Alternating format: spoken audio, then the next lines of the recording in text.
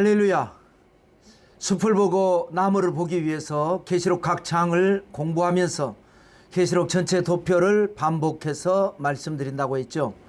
계시록 전체 도표는 계시록 공부를 시작하면서 서론에서 처음으로 공부를 했습니다.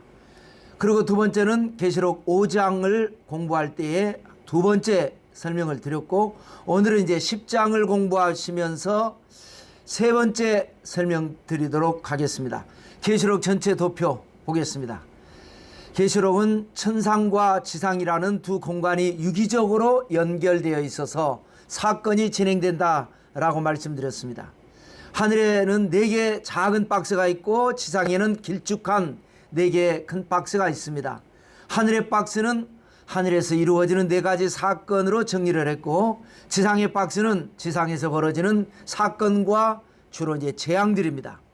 순서대로 보면 시작은 지상에서부터 시작됩니다. 계시록 1장은 예수 그리스도의 계시입니다.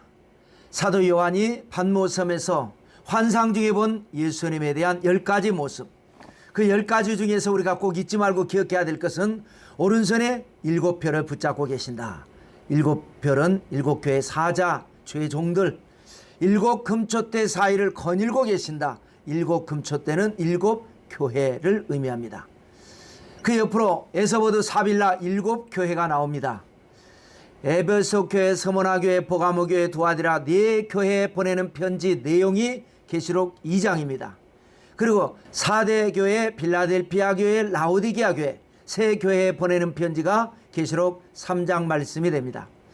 7교회를 끝으로 사도 요한은 하늘로 올라갑니다. 거기서 요한은 하나님을 뵙고 천상 예배를 드리는데 그것이 바로 계시록 4장 내용이 됩니다. 4장을 끝으로 요한은 천상에 그대로 머물러 있지만 사건은 지상으로 내려옵니다. 그래서 계시록 5장은 하나님의 오른손에 있는 두루마리, 7번이나 인으로 봉해져 있는 두루마리에 대한 내용, 그리고 계시록 6장은 그 인을 주님께서 하나씩 될 때마다 지상에는 엄청난 재앙이 쏟아지는 7인 재앙 내용이 되겠습니다. 그리고 이제 옆으로 또 이동해서 7인 추가 사건으로 14만 4천입니다. 세상에 재앙이 다가오기 전에 하나님께서 보호하기를 원하시는 사람들, 이스라엘 12지파대로 1만 2천 명씩에서 12지파니까 14만 4천 명에게 인을 치는 내용입니다. 다시 왼쪽으로 돌아봐서 마지막 7번째 인을 뗄 때에 재앙이 끝나는 것이 아니라 새로운 재앙이 시작되는, 이번에는 나팔이 7개 나옵니다. 천사들이 7명이 나와서 나팔 하나씩을 받고 그것을 하늘에서 하나씩 순차적으로 불 때마다 지상에는 인재앙보다 더 강력한 재앙이 쏟아집니다. 이것이 7 나팔 재앙, 8장에 4개, 9장에 2개 나팔이 불려집니다. 또 옆으로 이동해서 보면 7 나팔 재앙의 추가 사건으로 10장과 11장입니다. 이제 오늘 우리가 10장을 공부할 텐데, 천사가 건네준 작은 두루마리, 그 두루마리를 요한이 받아서 먹고 그것을 이제 가지고 교회 7교회에 전하는데 그것이 바로 이제 계시록에 대한 사명이 되겠습니다. 그리고 11장은 7년 환란의 때에 휴거되지 못한 사람들을 위해서 하나님이 보내신 모세와 엘리야와 같은 영성을 가진 그런 능력의 두 선지자에 대한 내용이 되겠습니다. 그래서 두 증인이라고도 하고 두 감람나무라고도 하는 사람. 왜냐하면 하나님께서 그래도 남은 자들 중에서 구원할 사람이 있기 때문에 그들이 비록 예수님을 믿지 않고 하나님을 거역해서 데려감을 얻지는 못했지만 그래도 하나님께서 구원하기를 원하시는 사람들을 위한 하나님의 사자들입니다. 그리고 이제 12장, 13장, 14장 3개 장은 나팔 재앙의 추가 사건 같기도 하고 대접 재앙의 추가 사건 같기도 한 애매합니다. 그래서 컬러를 반반씩 입혔습니다. 12장은 여자와 용입니다. 여자는 아들을 낳은 이스라엘입니다. 메시아를 낳은 이스라엘. 그래서 용은 사탄입니다. 왜 메시아를 낳았느냐고 이스라엘을 박해하는 사탄. 13장은 두 짐승에 대한 내용인데 한 짐승은 적그리스도요, 다른 짐승은 그 적그리스도를 돕는 거짓 선지자입니다. 14장은 다시 한번 인맞은 사람들 14만 4천에 대한 내용이 나옵니다. 그리고 다시 왼쪽으로 돌아와서 마지막 7번째 나팔이 불릴 때에 더 강력하고 새로운 재앙이 시작되는 것입니다. 이번에는 대접 재앙이 시작됩니다. 7개의 대접이 나오고 7명의 천사가 나와서 대접 하나씩을 맞습니다. 그래서 이제 하늘에서 순차적으로 대접을 지상으로 쏟아 부을 때에 지상에는 더 강력한 재앙이 시작됩니다. 거듭 말씀드리고 강조해서 말씀드리지만 이때 교회와 성도는 세상에 있지 않습니다. 교회와 성도는 환난이 오기 전에 데려감을 얻습니다. 여러분, 성경의 핵심 메시지가 뭡니까? 구원입니다. 하나님께서 환난의 때에 구원하신다. 그러면 구원받지 못한 사람들, 버려둠을 당한 사람들은 왜 그렇습니까? 끝까지 진리를 거부했습니다. 메시아를 믿지 않았습니다. 그래서 어쩔 수 없이 남았지만 그래도 하나님은 구원하기를 원하시는 하나님의 택한 사람들이 아마 있을 겁니다. 그 다음에 이제 대접재앙의 추가 사건으로 17장과 18장 두 장입니다. 17장은 큰 음녀가 받는 심판입니다. 음녀는 누굴까요? 그동안 교회와 성도들을 유혹해서 타락시켰던 사탄의 권세를 말을 합니다. 그리고 18장은 바벨론이 심판을 받습니다. 바벨론은 또 무엇이냐? 큰 음료와 맥을 같이 합니다. 세상을 타락시킨 물질 문명을 의미합니다. 그래서 큰 음료는 종교적 세력이라고 한다면 바벨론은 정치적 세력. 지상에서 이제 이렇게 재앙이 끝나면서 사건은 다시 천상으로 올라갑니다. 어린 양의 혼인잔치가 바로 계시록 19장의 말씀이 되겠습니다. 혼인잔치를 마친 예수님께서 신부들과 함께 세상에 내려오신다. 그래서 마귀를 무저갱에다 가두고 천년왕국 시대를 이어옵니다. 그것이 바로 계시록 20장의 말씀입니다. 이때부터 이제 하늘과 땅의 개념이 따로 없습니다. 주님이 계신 것이 바로 하늘입니다. 그 다음에 계시록 21장은 새 하늘과 새 땅입니다. 지금 우리가 살고 있는 하늘과 땅은 심판을 받아서 소멸되게 될 것입니다. 그리고 마지막 장 계시록 22장은 다시 지상으로 내려옵니다. 예수님께서 다시 오심에 대한 열망, 그리고 계시록 예언의 말씀이 그대로 성취될 것을 간절히 바라는 마음으로 마라나타를 외치면서 계시록 전체가 끝이 납니다. 자, 오늘 이제 우리가 공부할 것은 계시록 10장의 말씀인데, 일곱 나팔의 첫 번째 추가 사건이 바로 오늘 계시록 10장입니다. 제목은 작은 두루마리입니다. 작은 두루마리라고 하는 것은 무엇을 의미하는가? 계시록 5장과 6장에서 7번 인봉한 두루마리가 있었죠. 그래서 인을 뗄 때마다 지상에 재앙이 쏟아졌습니다. 그때 그 두루마리는 큰 두루마리입니다. 전체적인 하나님의 말씀, 그러니까 성경을 의미하는 것이라고 볼 수 있습니다. 오늘 계시록 10장에서의 두루마리는 작은 두루마리입니다. 사도 요한에게 따로 계시해 주신 말씀입니다. 그래서 계시록입니다. 조금 있다가 자세히 설명하기로 하고요. 계시록 10장은 아주 내용이 짧습니다. 짧지만 계시록에 대한 의미와 중요성이 강조된 것이기 때문에 우리가 잘 살펴봐야 되겠죠. 4가지로 정리하겠습니다. 여러분 은혜가 되시고 복이 되시기를 축복합니다. 첫째는 천사에 대한 10가지 묘사입니다.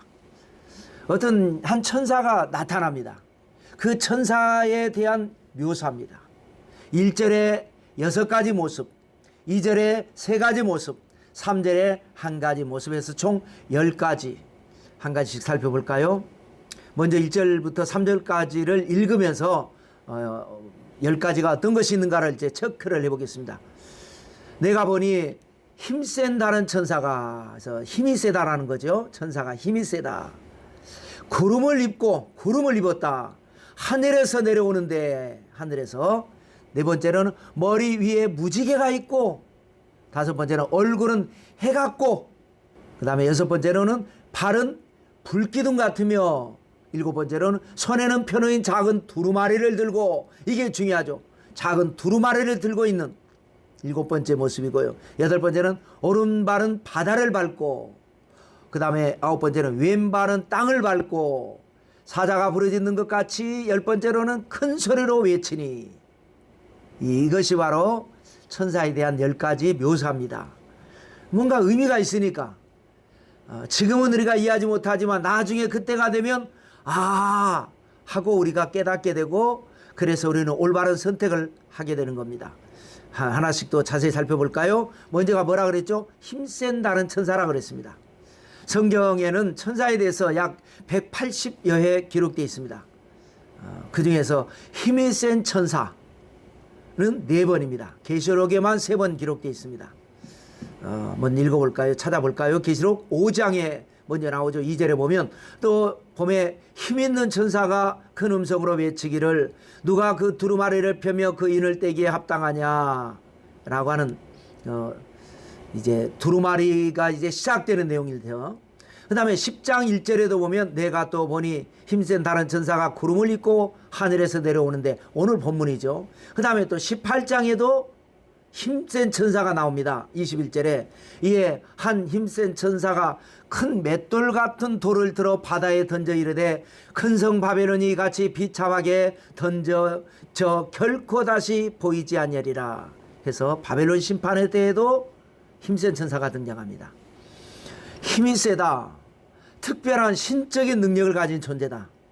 그래서 해석가들 중에서는 힘센 천사가 바로 주님이시다 라는 말씀을 합니다. 여러분, 성경에도 하나님이 천사의 모습으로 인간 세상에 나타나실 때가 종종 있었습니다. 창세기 18장에 보면 아브라함이 마므레 상수리 숲에 앉아 있을 때에 지나가는 나그네들이 3명이 지나갑니다. 인정 많은 아브라함은 쫓아다가서 영접합니다.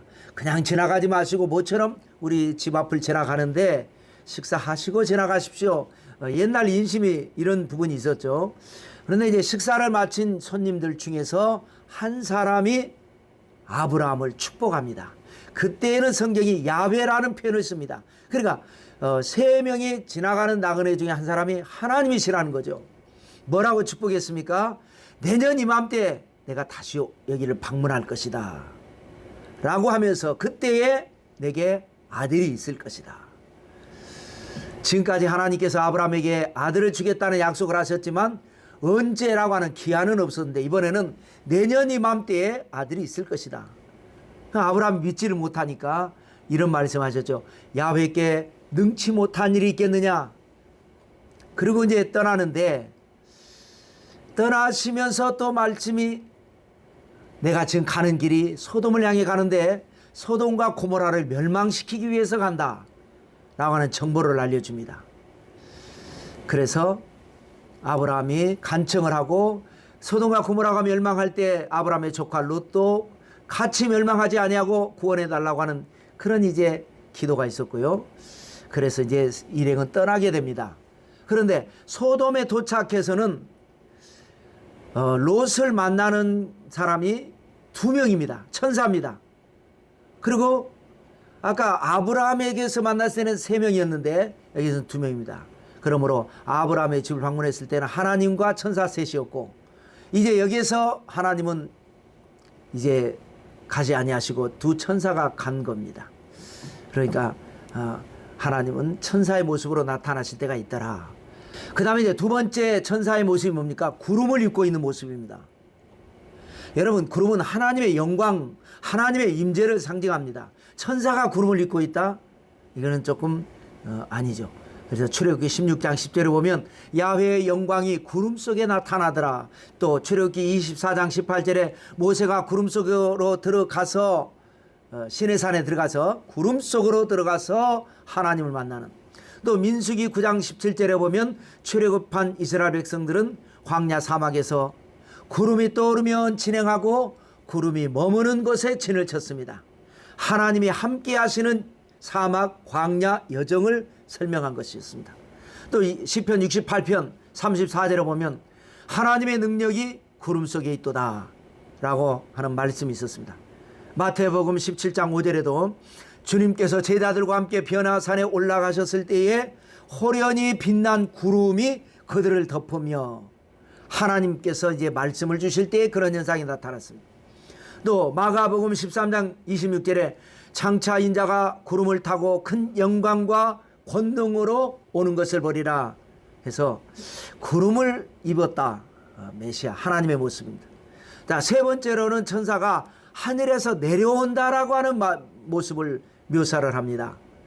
하늘은 하나님이 계신 것을 가리킵니다. 물론 하늘에는 천사도 있고 네 생물도 있고 24장로도 있고 구원받은 성도도 있겠죠. 그런데 이게 특별히 하늘에서 내려온다라고 하는 표현은 하나님의 신령스러운 하강에 대한 표현입니다.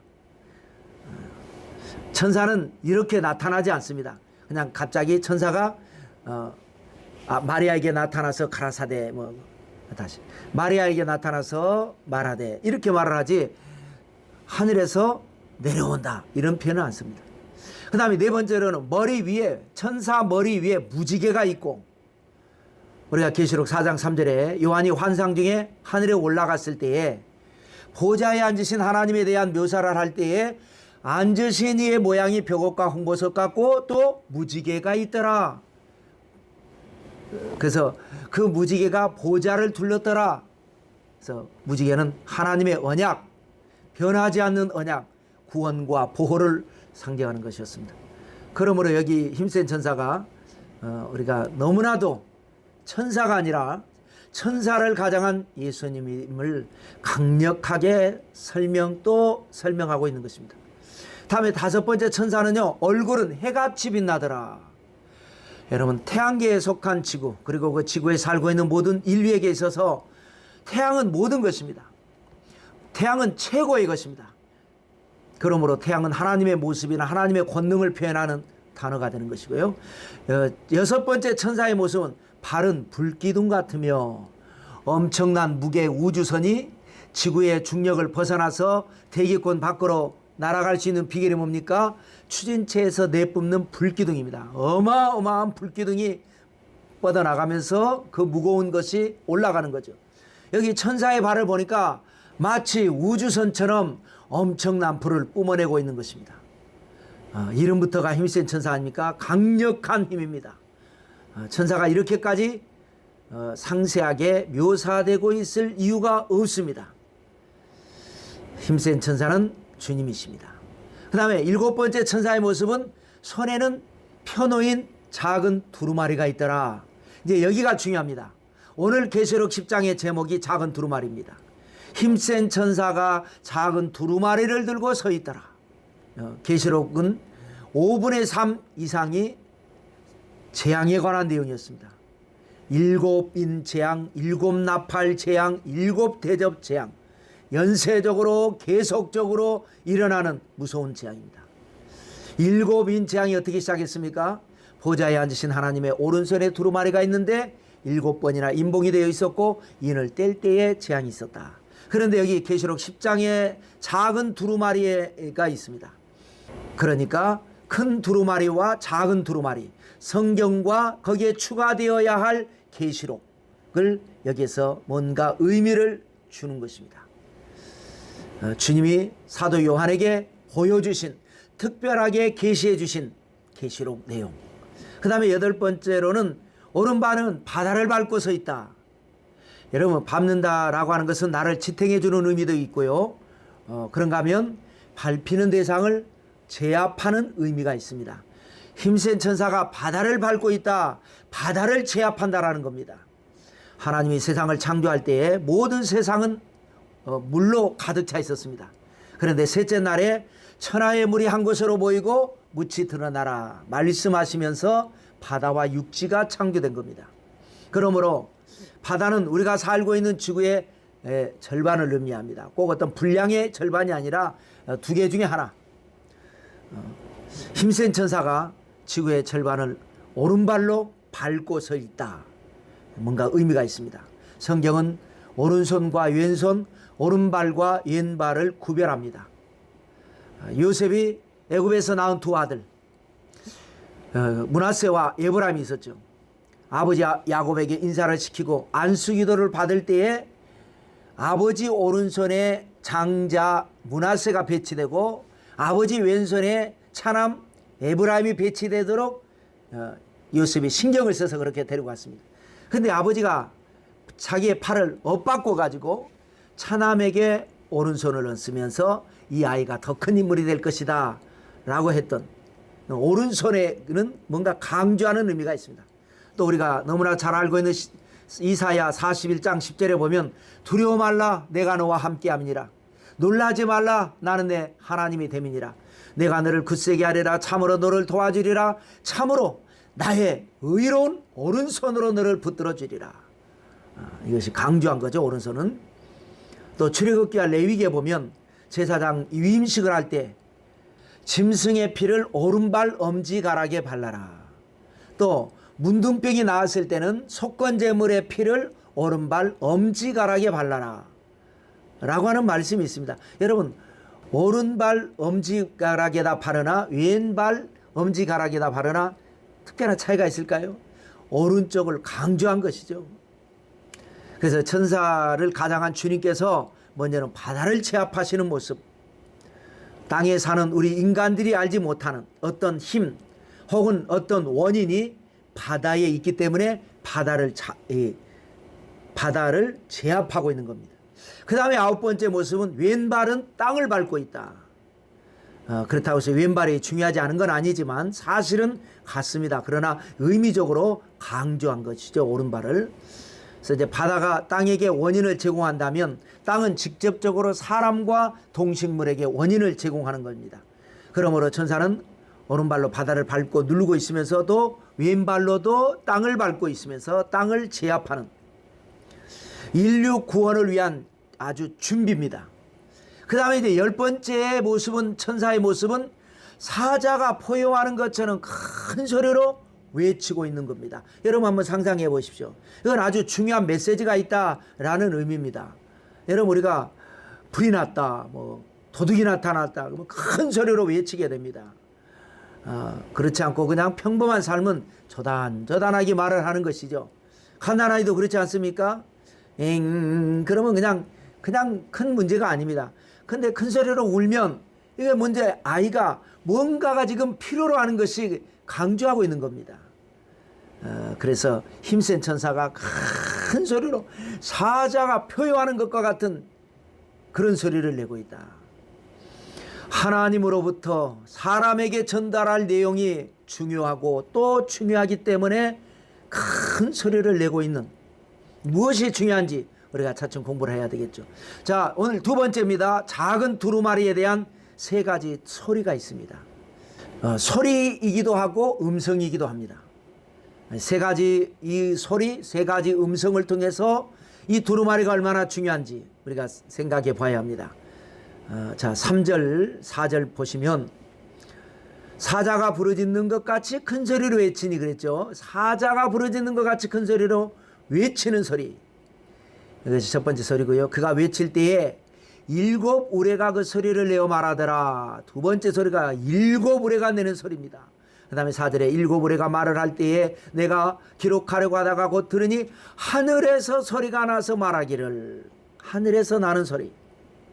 그래서 7 우레가 말한 것을 인봉하고 기록하지 말라 하더라 라고 한 겁니다. 그러니까 천사의 소리, 우레의 소리, 하늘의 소리, 이게 뭔가 의미가 있습니다. 자, 먼저 천사의 소리죠. 외치는 소리. 사자가 포효하는 것과 같이 외치는 소리. 엄중함이 느껴집니다. 손에 들고 있는 두루마리의 중요성을 강조하기 위한 소리. 작은 두루마리가 바로 계시록이라고 그랬죠. 여러분, 요한 당시에는 오늘날과 같은 성경이 아직 완성되지 않았을 때입니다. 물론 이제 모세가 기록한 모세오경이 있었고, 이사야가 기록한 이사야가 있었고, 에레미야가 기록한 에레미야서가 있었고, 이렇게 이제 각자 두루마리가 있었죠. 그런데 이제 이것이 나중에 세월이 지나고 성령의 감동을 받아서 기록할 때도 성령의 감동을 받았지만, 이것을 이제 편집을 해서 한 권의 책으로 묶을 때에도 성령의 감동을 받아서 구약은 39권으로 신약은 27권으로 확정해서 오늘날 우리 모든 기독교회에서 사용을 하고 있습니다. 지금 이제 요한이 환상을 보고 있는 상황에 아직 요한계시록이라고 하는 책은 없습니다. 그러니까 아직 성경이 형성되지 않았습니다. 그래서 이제 환상을 보고 음성을 듣고 이것을 이제 차근차근 기록한 것이 계시록입니다. 그런데 여러분, 본 것을 기록하다 보면 사람인지라 착오가 있고 실수가 있습니다.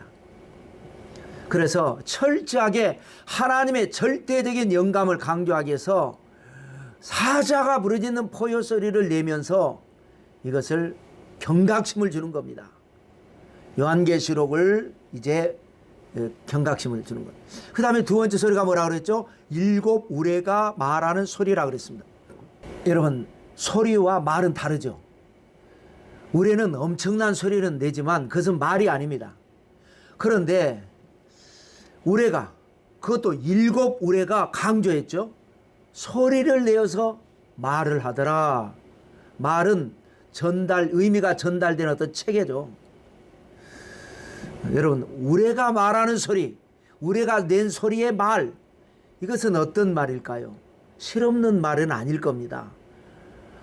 아주 중요한, 그야말로 귀가 번쩍 뜨이는 그런 의미를 가진 내용일 것입니다. 여기까지만 얘기하고요. 그 다음에 너무나 7 우레가 말하는 내용이 기가 막힌 거예요. 무슨 내용인지 성경 기록이 없지만 요한은 기가 막힌 거예요. 그래서 이것을 기록하려고 합니다. 너무너무나 좋은 말씀이고 기가 막힌 말씀이 하나님의 말씀. 그래서 기록하려고 합니다. 여기까지만 하고 그 다음 이제 세 번째 소리는 뭐였습니까? 하늘에서 들리는 소리였죠. 하늘에서 들리는 소리는 뭡니까? 하나님의 음성, 하나님의 말씀입니다. 뭐라고 말씀하십니까? 이거는 내용이 있습니다. 7 우레가 말한 것을 인봉하고 기록하지 말라. 여러분, 이게 아주 중요한 의미가 있습니다. 성경이 얼마나 중요한 것인가를 여러분 우리에게 가르쳐 주는 겁니다. 마태복음 5장 18절 이하에 보면 진실로 너희에게 이르노니 천지가 없어지기 전에는 율법의 1.1획도 결코 없어지지 아니하고 다 이루리라. 그러므로 누구든지 이 계명 중에 지극히 작은 것 하나라도 버리고 또 그같이 사람을 가르치는 자는 천국에서 지극히 작다 일컬음을 받을 것이요 누구든지 이를 행하며 가르치는 자는 천국에서 크다 일컬음을 받으리라고 했습니다. 그러니까 여러분, 성경 66권에도요 그때 당시에 기록된 두루마리는 많이 있었습니다. 여러 선지자들이 기록한 것, 사도들이 기록한 것, 영감을 주신 분은 성령이시고요. 그래서 기록을 하게 하신 이도 성령이시고요.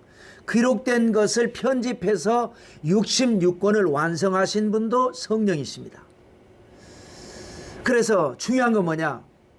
이렇게 해서 이제 완성된 성경 외에 그 어떤 것에도 현혹되지 말라. 그런 의미입니다. 7 우레가 말한 말이 얼마나 기가 막힌 말이겠습니까, 여러분? 사도 요한이 깜짝 놀랄 정도로 아유, 이건 아니야, 이건 기록해야 돼 할 정도의 기가 막힌 말씀이었습니다. 그럼에도 불구하고 성경의 판례에는 세우지 마라, 기록하지 마라, 이런 의미입니다. 여러분, 이단의 특징이 뭡니까? 성경 외에 다른 책을 중요하게 여긴다는 거예요. 이게 문제입니다. 우리 모든 교회는 물론 이제 목사님들이 설교한 내용을 강해 설교집을 책을 내고 이런 건 있지만 성경을 벗어나는 어떤 것도 모든 건강한 교회는 인정하지 않습니다. 오직 성경입니다. 오직 성경 66권만을 바라봅니다. 근데 이단들은 성경보다 더 중요하게 여기고 중요하게 여기건 비슷하게 여기건 하여튼 성경 외에 다른 책이 있습니다. 아닙니다. 성경 외에는 우리는 아주 강조해서 우리는 받아들이지 말아야 합니다. 자, 세 번째로 넘어갑니다. 두 가지 약속을 하십니다. 약속하기에 앞서 이제 천사의 모습이 또 나오는데요. 5절을 보시면 내가 본 바 바다와 땅을 밟고 서 있는 천사가 하늘을 향하여 오른손을 들고 그랬습니다. 자, 요한이 환상 중 힘선 천사를 봤죠. 그 모습을 10가지 묘사했었습니다. 그래서 바다를 밟고 있고 땅을 밟고 있고 여기까지는 우리가 본 내용입니다. 근데 여기에 와가지고 앞에 천사를 묘사할 때의 묘사와 다른 모습이 있어요. 그것이 뭡니까? 하늘을 향하여 오른손을 들고 그랬습니다. 하늘을 향하여 오른손을 들고, 오른손에 뭐가 있다 그랬죠? 작은 두루마리가 있다 그랬습니다. 그 두루마리를 번쩍 든 겁니다. 뭔가 또 여기에 중요한 것이고 아주 강조한 것입니다. 그 다음에 이제 6절을 보시면 맹세까지 하는데요. 여러분, 사실은 맹세하지 말라는 말씀이 많았습니다. 성경에는. 마태복음 5장 33절에 보면 주님께서 맹세하지 말라고 했습니다. 왜 그렇습니까? 사람은 맹세를 지킬 수 있는 능력에 한계가 있기 때문에 맹세하지 말라. 아예 하늘로도 맹세하지 말고 땅으로도 맹세하지 말고 예루살렘으로도 맹세하지 말고 네 머리털로도 맹세하지 말라. 네가 머리털 하나 희게 할 수도 있고 검게 할 수도 없는데 라고 했죠. 그런데 보면 성경을 보면 곳곳에 하나님은 맹세하십니다. 사람에게는 맹세하지 말라고 하시면서 하나님은 맹세하십니다. 왜냐? 하나님은 전능하신 하나님이시기 때문에 반드시 지킬 수 있기 때문에 그렇습니다. 그래서 히브리서 6장 17절에 보면 하나님은 약속을 기업으로 받는 자들에게 그 뜻이 변하지 아니함을 충분히 나타내시려고 그 일을 맹세로 보증하셨나니, 맹세하십니다. 그래서 힘센 천사의 모습으로 나타나신 주님께서 하나님을 가리켜 맹세하시면서 먼저 하나님에 대해서 길게 수식을 합니다. 맹세하기 또 전입니다. 6절입니다. 세세토록 살아계시니 곧 하늘과 그 가운데 있는 물건이며 땅과 그 가운데 있는 물건이며 바다와 그 가운데 있는 물건을 창조하신 이를 가리켜 맹세하여 이르되. 여러분, 하나님은 세세토록 살아계신 하나님이시죠. 모든 것을 창조하신 하나님인데 그 창조에 대해서 또 강조를 몇 가지로 나열을 합니다. 하늘과 그 가운데 있는 물건을 창조하시고 땅과 그 가운데 있는 물건을 창조하시고 바다와 그 가운데 있는 물건을 창조하신 하나님. 그러니까 하나님이 창조하지 않은 게 없습니다. 그리고 그 맹세로 이제 말씀을 하시는데 두 가지 약속을 하십니다. 그러니까 얼마나 약속을 강조한 겁니까? 기가 막힌 약속이라는 거예요. 그것이 이제 6절 이하에 보시면 지체하지 아니하리니, 이것이 약속입니다. 지체하지 아니하리니. 그 다음 7절에 일곱째 천사가 소리내는 날 그의 나팔을 불려고 할 때 하나님의 그의 종 선지자들에게 전하신 복음과 같이 하나님의 그 비밀이 이루어지리라. 하나님의 비밀이 이루어지리라 라고 하는 두 가지 약속입니다. 자, 지체하지 않는다. 무엇을 지체하지 않는다는 것일까요? 하나님의 비밀이 이루어지는 일이 지체하지 않고 이루어진다라는 거예요.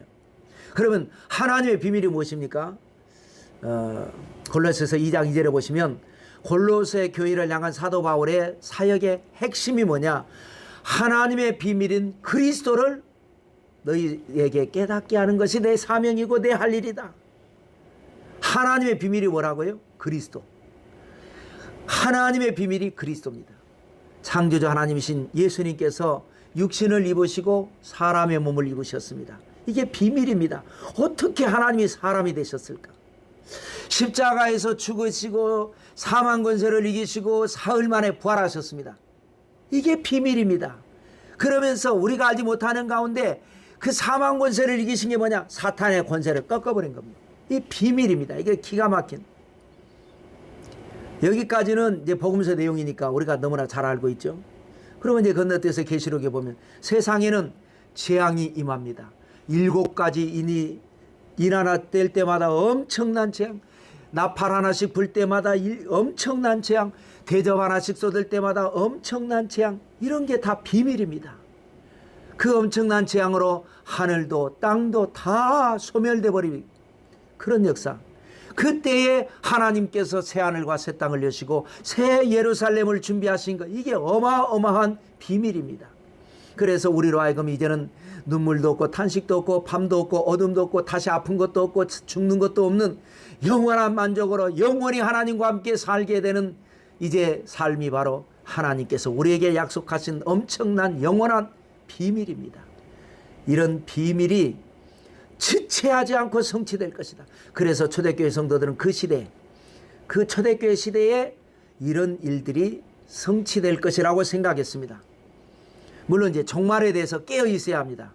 그러기 위해서 임박한 종말론은 필요합니다. 내 시대에 주님이 오실 것이다. 그럴지도 모른다. 그럴지 어쩔지 우리는 때와 시기는 모르니까. 그러나 내 때에 주님이 오실 때를 위해서 나는 깨어 있어야 되고 준비해야 된다 라고 하는 그런 임박한 종말론은 필요합니다. 그러나 하루가 천년 같고 천년이 하루 같은 주님께서 대사역 구원과 천국을 위한 엄청난 대역사를 이루심에 있어서 조급하게 진행돼서는 안 됩니다. 그러므로 여러분, 임박한 종말론은 필요하지만 조급한 종말론은 필요하지 않습니다. 주님은 언제 오신다고 그랬습니까? 밤에 도둑같이 오신다고 했으니까 모르는 거고요. 신랑이 더디 오신다. 다 졸며 잘 때에 늦게 온다라는 말씀이 있는 거 보니까 우리가 조급해서는 안 되겠습니다. 지체하지 않는다는 것은 일이 진행될 때에 걷잡을 수 없이 빠르게 속도감 있게 진행된다라고 하는 것이지 어떤 기간이 빠른 기간 안에 이런 것이 아니라는 겁니다. 그러므로 성도의 올바른 신앙은 근신하고 깨어있되 조급하지 않는 신앙, 주님의 뜻을 기다리는 신앙, 주님의 때를 기다리는 신앙을 가져야 될 것입니다. 우리의 구원과 영원한 천국은 반드시 이루어질 것이고 우리는 반드시 구원을 받게 될 것입니다. 자, 그 다음에 네 번째 세 가지 명령입니다.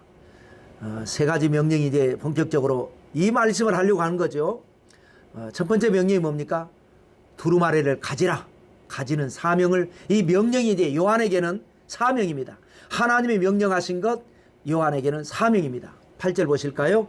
하늘에서 나서 내게 들리던 음성이 또 내게 말하여 이르되 내가 가서 바다와 땅을 밟고 서 있는 천사의 손에 펴놓인 두루마리를 가지라 하기로.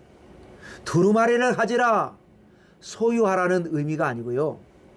두루마리 즉 계시록에 대한 책임을 가지라는 겁니다. 어떤 책임입니까?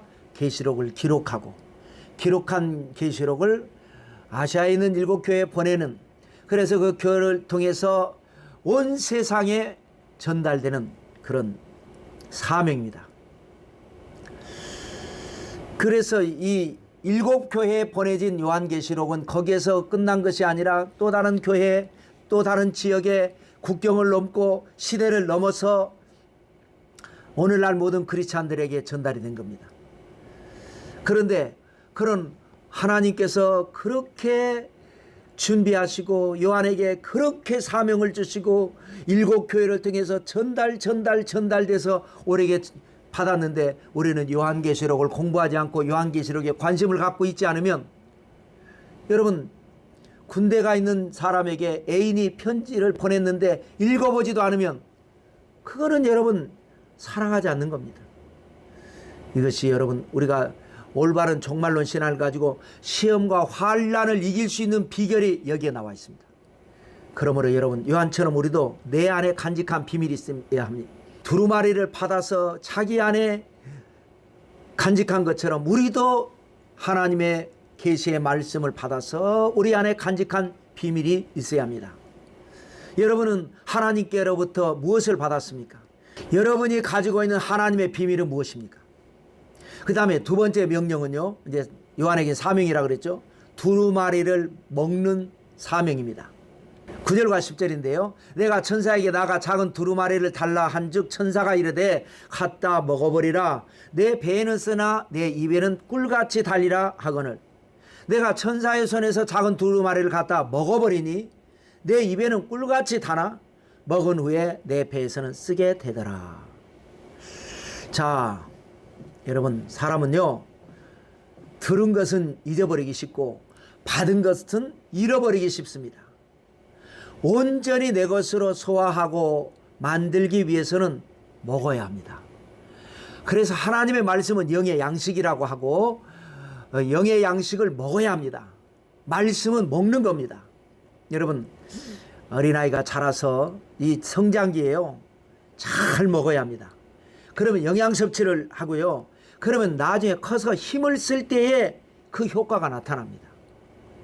신앙인은 잘 먹어야 합니다. 영적으로 잘 먹어야 합니다. 그러기 위해서는 여러분 예배는 보는 게 아닙니다. 드리는 겁니다. 하나님의 말씀은 듣는 게 아닙니다. 먹는 겁니다. 말씀을 먹어야 합니다. 다음 장에 계시록 11장에 나오겠지만 영에 속한 신앙인은 혼에 속한 신앙인과 차이가 있습니다. 그러므로 신앙인은 하나님의 말씀을 먹어야 하고 먹은 것을 잘 소화를 시켜서 그래서 건강해서 영적으로 영역이 있어야 합니다. 그런데 자 이게 보세요. 먹을 때 입에서는 꿀같이 달지만 먹고 나서는 배에서는 쓰게 될 것이다. 하나님의 말씀은 은혜 받을 때에는 너무나 좋습니다. 아멘 할렐루야. 꿀처럼 단 은혜의 말씀입니다. 그런데 그 말씀대로 살려고 하면 써요. 쉽지 않아요. 그래서 올바른 신앙생활은 말씀으로 은혜 받고 받은 말씀대로 살려고 노력해야 하는 것입니다. 그것이 바로 좁은 문으로 들어가는 신앙입니다. 남들이 다 쉽게 삽니다. 넓은 문으로 갑니다. 남들이 가지 않는 하나님의 뜻을 좇아 사는 삶, 좁은 문으로 들어가는 신앙. 또 집을 지어도 대충 지으면 쉽게 짓지만 나중에 비가 오거나 창수가 나면 무너지기 쉽습니다. 반석 위에 집을 지으려면 아주 기초부터 힘들게 기초공사해서 집을 짓는 것처럼 신앙인은 이와 같이 좁은 문으로 들어가는 신앙, 반석 위에 집을 짓는 신앙. 그런데 적지 않은 신앙인들이 말씀으로 은혜는 받으면서도 말씀대로 살지 않습니다. 이게 쉽지 않기 때문에 그렇습니다. 자, 그 다음에 세 번째죠. 이제 마지막이죠. 두루마리를 가지라, 먹으라, 그 다음에는요, 전하라. 전하는 사명입니다. 11절에 그가 내게 말하기를 내가 많은 백성과 나라와 방언과 임금에게 다시 예언하여야 하리라 하더라. 여러분 신약 성경에 27권이 있습니다. 그 중에서 사도 요한이 기록한 책이 총 5권입니다. 요한복음 기록했죠. 한 권입니다. 그 다음에 요한 1서, 2서, 3서 3권을 기록했습니다. 그러고 난 다음에 요한계시록을 기록했습니다. 그래서 5권입니다. 기록 순서도 자 요한복음을 보면 요한복음 먼저 있고 그 다음에 요한 1, 2, 3서 그 다음에 요한계시록입니다. 요한복음은 뭡니까? 예수님 공생의 기간에 따라다니면서 직접 목격했던 것을 중요한 것을 추려서 성령의 감동을 받아서 기록한 것이 요한복음입니다. 그러니까 주님의 초림, 주님이 처음 오셨을 때에 대한 내용을 기록한 것이죠. 그리고 이제 요한 1서, 2서, 3서는 뭐냐? 이제 교회에서 신앙생활하면서 여러 가지 혼란을 느낄 때 어떻게 믿어야 잘 믿는 것인가? 또 어떤 문제가 발생했을 때 이걸 어떻게 해결해야 되는가? 교회가 이 교리가 문제가 발생합니다. 그래서 이제 이단이 발생하죠. 같은 성경을 가지고도 성경을 다르게 해석해서 이단이 발생해서 다르게 믿고 다르게 해석하는. 그래서 올바른 교회 생활은 어떻게 하는 것이냐라는 내용을 기록한 것이 요한 1서, 2서, 3서입니다. 그래서 요한이 생각할 때 이제 나는 내 사명 다 했다. 주님께서 십자가에서 내가 다 이루었다. 그때 요한이 그걸 봤거든요. 메시아로서 저 사명 십자가가 완성이었다. 나는 사도로서 요한복음 주님의 모습을 그대로 내가 본 대로 기록한 것. 그런데 그것이 교회 생활할 때 그것을 어떻게 접목을 해서 어떻게 신앙생활을 해야 되는가 라는 것을 내가 또 계시를 받고 감동을 받아서 이렇게 신앙생활해라 라고 했기 때문에 내 사명 다 했다 라고 생각을 했습니다. 그런데 오늘 여기 보니까 힘센 천사가 두루마리를 주면서 내가 다시 예언하여야 하리라 하고 계시록 사명을 준 겁니다. 그래서 요한복음은 처음 오신 주님에 대한 내용, 요한계시록은 다시 오실 주님에 대한 내용이 됩니다. 그래서 계시록이 탄생이 된 겁니다. 그러므로 여러분 요한계시록은 아주 중요한 것이고 아주 우리에게 필요한 것이고 하나님께서 아주 관심을 가지시고 우리에게 주신 내용입니다. 우리도 요한계시록을 관심을 가지고 공부를 해야 될 것이고 이 공부를 잘하면 우리에게 큰 축복을 받게 되는 역사가 일어나게 될 것입니다. 여기까지 강의 마치고요. 다음 강의는 계시록 11장 두 증인에 대한 내용이 되겠습니다. 기대하시기 바랍니다. 할렐루야.